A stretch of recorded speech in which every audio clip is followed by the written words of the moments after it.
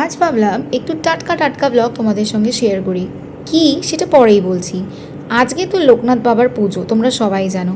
আর মা কিন্তু ঘুম থেকে উঠেই সকাল সকাল করে নিয়েছে সমস্ত অ্যারেঞ্জমেন্ট।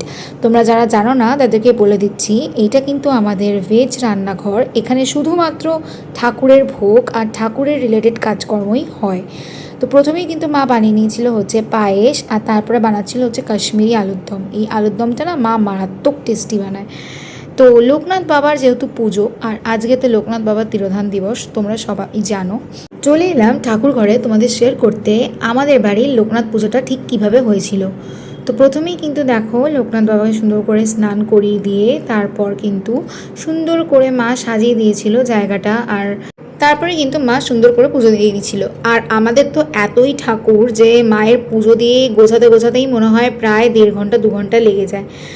আমার মাকে ঠাকুর ঘরে বসিয়ে দিলে মায়ের কোনো টাইম জ্ঞান থাকে না, মানে 5টা 6টা অবধি হয়তো ঠাকুর ঘরে নিয়েই বসে থাকবে।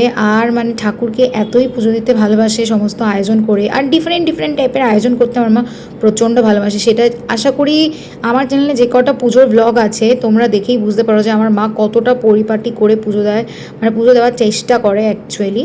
এবার দেখো কিন্তু ভোগ নিবেদন করছে। প্রথমেই দিয়ে দিচ্ছিল হচ্ছে মিষ্টি, লিচু, পায়েস, আর হচ্ছে গিয়ে তোমার মিছরি, কাজু, কিশমিশ। এইগুলো তো তোমার মানে ভোগ ছিল, মানে রেডি ভোগ যেটাকে বলা হয়, যেটা মায়ের নিজের হাতে রান্না করেছে। সেটা হচ্ছে ফ্রাইড রাইস, আলুর দম, চাটনি, পায়েস। পায়েসটা কিন্তু আমি শুনেছি নাকি লোকনাথ বাবার প্রচণ্ড পছন্দের একটা ভোগ। এবার অনেকের বাড়িতে কিন্তু পোলাও আলুর দমও হয়। তো আমার মা এবার ফ্রাইড রাইস আর আলুর দম করেছিল। এই করে কিন্তু মায়ের পুজো প্রায় শেষের দিকে। মা কিন্তু পাঁচালি ঠাচালি সব পড়েছিল। ভালো লাগলে অবশ্যই সাবস্ক্রাইব করো। টাটা।